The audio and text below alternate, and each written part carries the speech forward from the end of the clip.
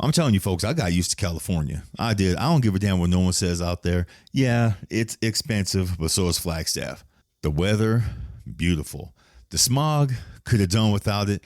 Poor cars, gonna need a few days to adjust back to the Arizona, especially up here in northern Arizona climate and the clean air and all that shit. But hey, we did it. We went to go see my son, and I apologize. This is Big Daddy coming at you for the Big Daddy Forever podcast. Thank you for listening. Thank you for tuning in. Sponsored by, I don't know, forgot the name of my own damn hoodie shop. Ain't that about something? I'm I'm just excited about talking to y'all about, about the trip that me and my mom had to California, and crazyhoodies.com. That's what it is. Boy, I tell you, that was too good.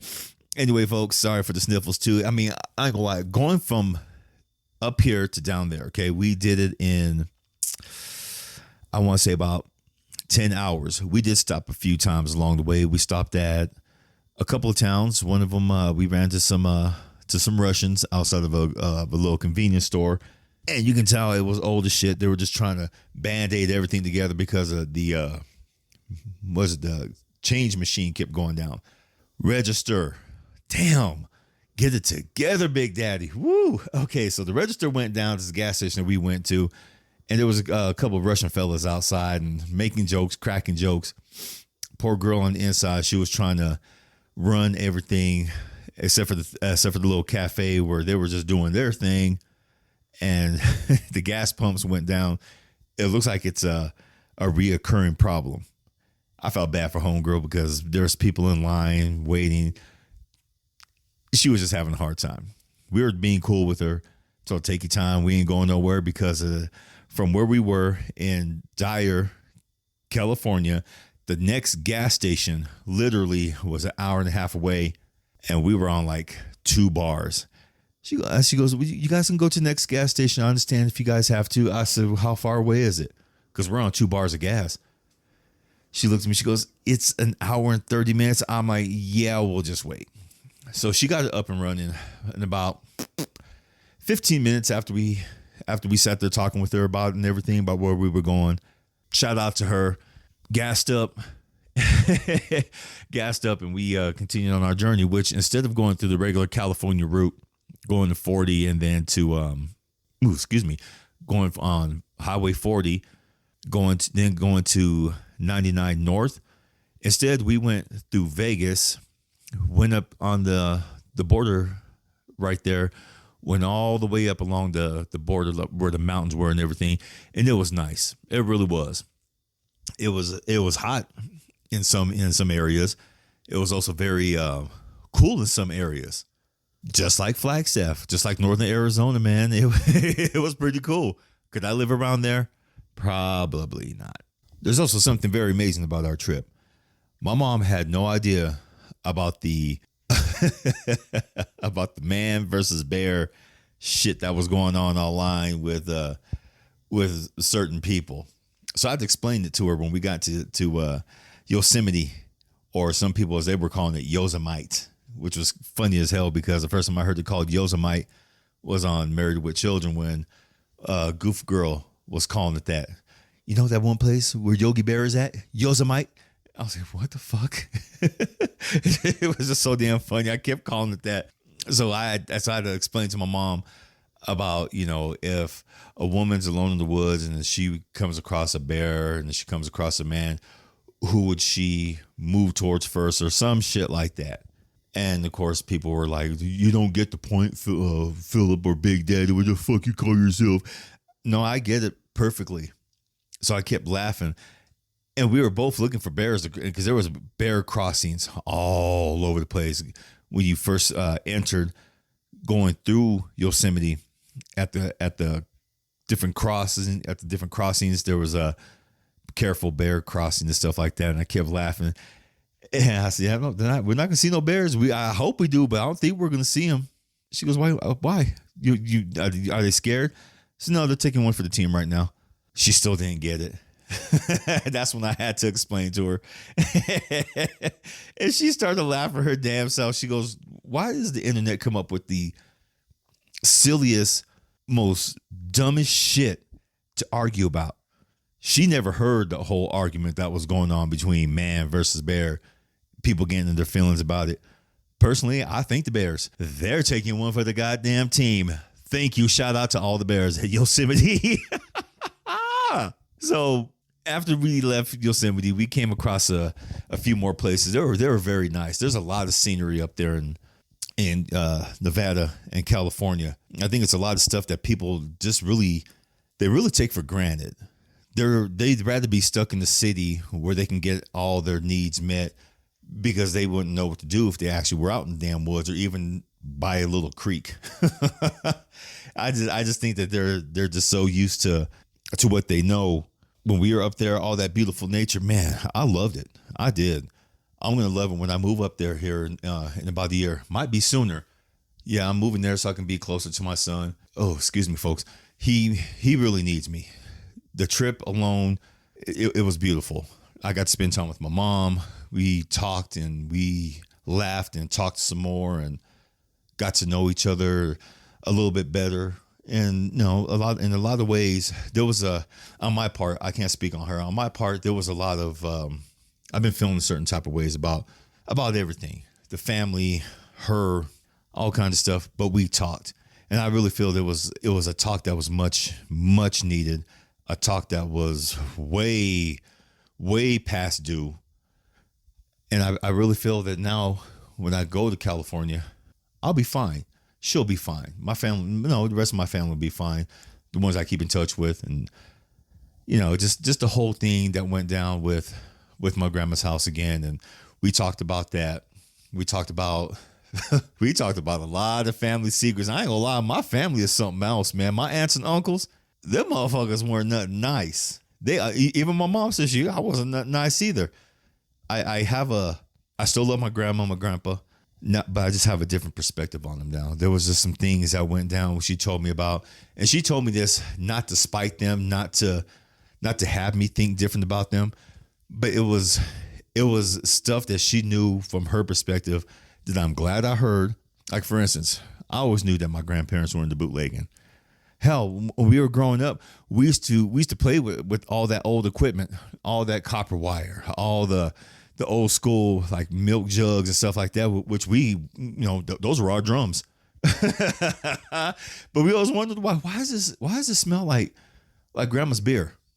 I was like, maybe they're having a party. Shit, we don't know. Hell, gonna find out they were bootleggers, and then there was some that smelled like, like my Uncle Steve's fucking Jack Daniels. We're like, man, what is going on? This smells good. I used to sit around on purpose just to sit there and that's so good. That's so good. And hold on. They knew where to find me during hide and go seek. They found my ass every damn time. Right there by them big ass metal barrels. Without fail, I was sitting right there, and I know, oh, you're it. Okay, hold on. Yeah. Oh, fuck all that. I want to talk about my son and the trip.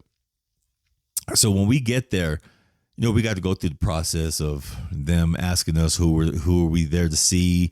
Can they see our IDs? I was really surprised they didn't inspect the car. I'm really surprised they didn't, ask for a drug test or drug screen and all that good stuff. And I'm like, shit. If they find, they're not gonna find nothing on me. I don't know about my mom. She might be secretly, hit the vape pen every now and then. I don't know. I'm not here. She might go outside and but we were sitting there in the waiting room waiting for him. We were both getting anxious. And then my son, I can feel him anywhere. I felt him coming. I looked to my left. He passes by the window, goes to the door, and man, Anthony got taller. Well, then again, we really don't stop growing to the age of 25. He got taller. He's been using his time constructively. He's been working out. Not so much as I don't know why people don't work out their legs up in there. I don't get it. Maybe there's a reason why, but of course, upper body. The boy has an 8-pack. He showed us, and I got jealous as fuck. I'm like, okay, I got I got to step up my game. Damn it, I'm not competing against him, but I got to step up my game. I'm like, there's no reason why I have this big old mush belly. He's been doing his push-ups. Anthony got big ass arms. I'm like, holy shit. You couldn't see in really the shirts and stuff like that he was wearing. But he goes, come on, Dad, let's flex. So we flexed. I was like, I got a little bit of guns on me. Shit. When he flexed, I'm like, boy, goddamn, what aren't you doing up in here? He just laughed. But then it was like from that point on, we just laughed, and we talked, and we listened to everything what's been going on with him and the whole case, pretty much the whole story. His moving around several times since he's been down there to different institutions and stuff like that. We talked about, we talked about everything. And he kept saying, Daddy, I'm so sorry. I said, no, son, I'm sorry. I'm sorry for not having my shit together. No, I'm sorry that I don't know. Here's what I told him. I'm gonna be very honest with y'all, because when it comes to Maganiers, it seems like there's two different kinds. Okay, there's the ones who do got the money, who have done good for themselves, whose parents looked after them and they pushed them. Then there's the family I grew up with, the Maganiers down up here in Flagstaff, where they didn't inspire us to do shit except for go to work, get your benefits, and then retire and enjoy all that shit. And it always seems like we were just built just to help them. And I hated that. And I hated it even more that's what I did to Anthony in a way. I wanted him to go to school. I wanted him to be, the best he could be.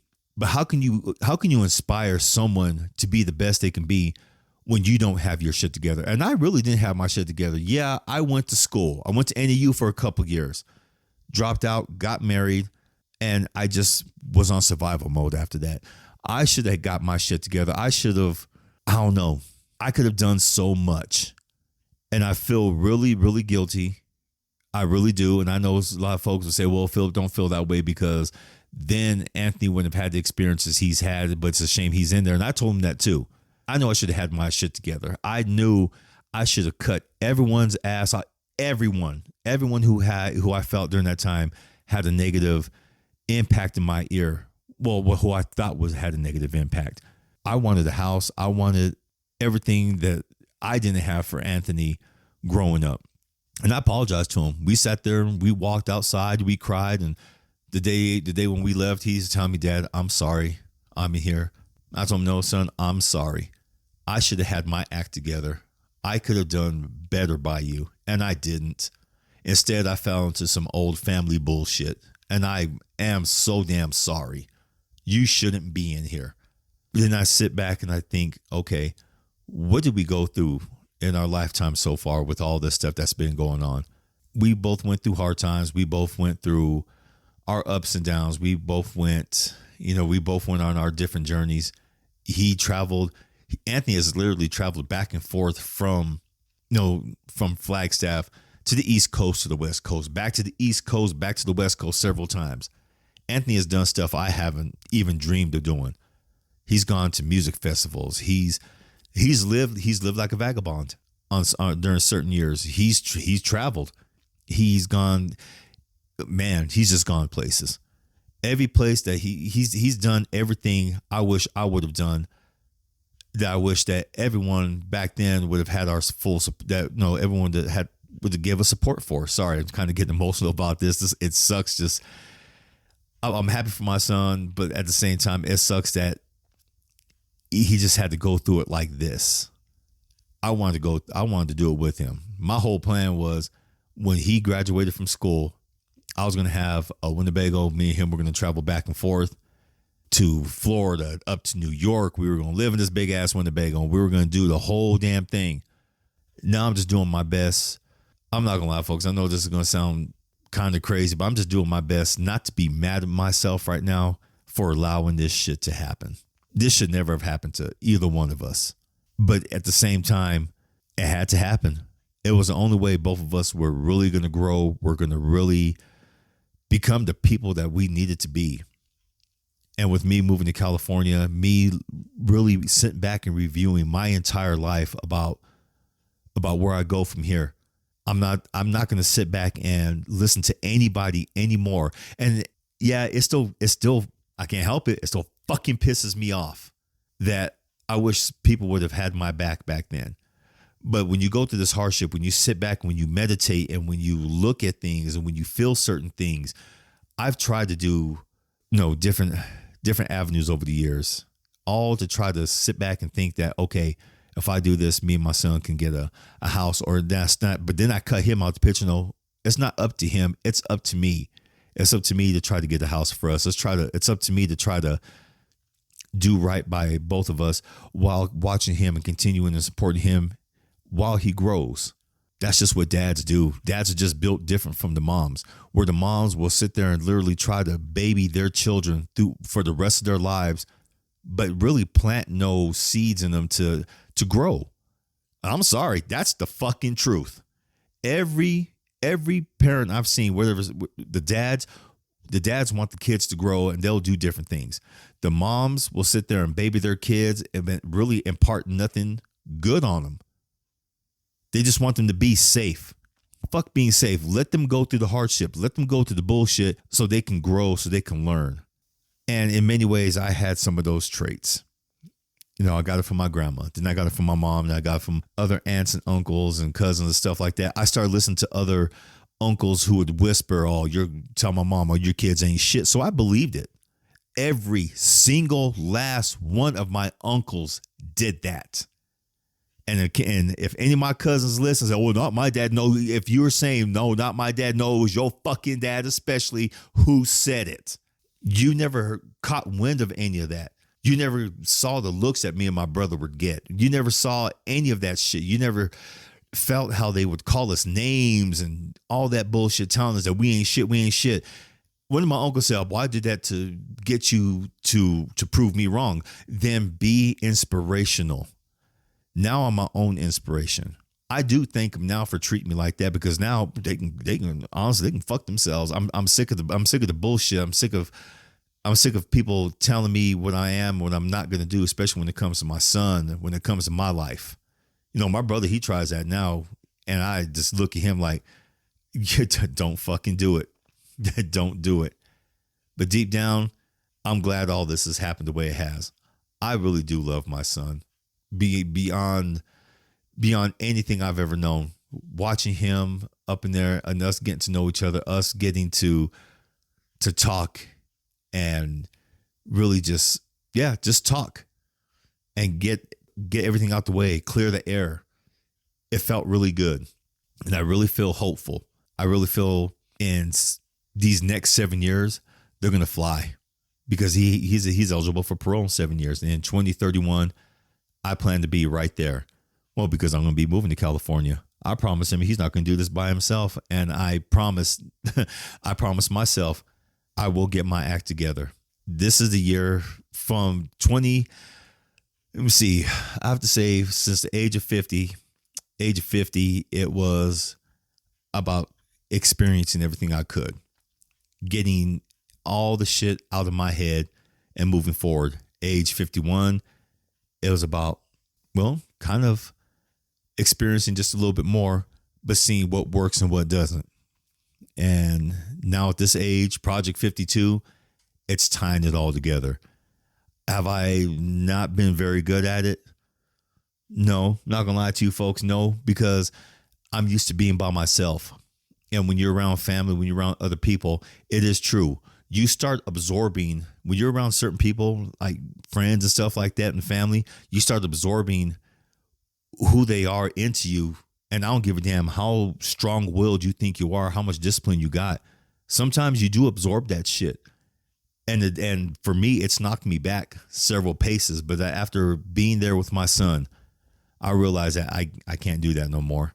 I know it sounds like I'm doing nothing but bitching and whining and complaining right now, but honestly, that's okay. You don't have to listen.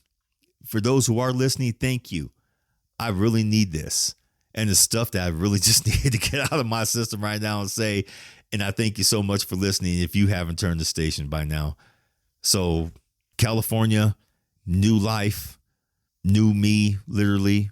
Well, not new me, just a Philip that I want to be around, to be present. Sometimes he doesn't want to talk to people. Sometimes he doesn't care to put up with other people's bullshit. He doesn't want to, how can I say it? He just doesn't have time for the bullshit. And going over there and my son telling me, Dad, you're doing great. Stop listening to everybody. Don't let anyone sway you from your path. He goes, not even me. And when he told me that, I kind of sat there for a second. He goes, I know there's other things you wanted to do. The last thing you wanted to do was move here and be here in the state and possibly take care of me. He goes, I'm sorry. He goes, I know this is the last thing you wanted to do, but I'm glad you're here and thank you so much. He said, but if you really absolutely feel you can't do this, then please live somewhere else. Come visit me when you can, please. He goes, I'm not asking you to visit every month because he goes, I know this shit's expensive. He goes, but at the same time, it's going to be hard and I'm sorry. When he said that, I did sit back and think a little bit about everything what he told me at that moment. Do I want to move to California? Absolutely not. That was not my plan. But plans change, don't they? Things happen. Then it becomes a matter of how you choose to go from there. My plan was I was actually going to move to Puerto Rico to go work at a spa for a little bit, doing massage, all that stuff. And because I don't have to, get a passport and all this other stuff, all I do, I can have to learn my NBLEX. I have all my health credentials in line and stuff like that. And that's the only thing I would have, only things I have to do. But after all this happened, I can't let my son do this alone. That's not how I'm built. That's not I can honestly say now, any good father, any good dad wouldn't let their kids do this shit alone. I can't speak on the moms. I know a lot of moms, honestly, who wouldn't do this, who wouldn't do what I'm doing. I know there's a lot of dads who wouldn't do what I'm doing. But I'm just built different. I fought for my son. I prayed for my son. I got him. He's here. And I'm going to work the shit out of it. I'm going to work our life. I'm going to work our family to the best of my ability. And I'm going to be there to pick him up the day he is let out of that goddamn jail. I promise everyone that. And I promise, most of all, promise myself that. But right now, I'm going to go. I'm going to go cry some more. This shit is emotional. This shit has got me fucked up. It really has. Thank you for listening. Thank you for tuning in. For all those who are honestly still listening, thank you so much. There's just so much I had to get out of my system. This ride really, really helped me. Seeing my son, seeing that he's okay, absolutely helped me. I love him so damn much. I just really hate how everything's just gone down. It sucks, but we move on. We build from here. Cool? That's what I'm telling myself right now. Cool? I love you all. Thanks for listening. And until next time, mwah! Peace.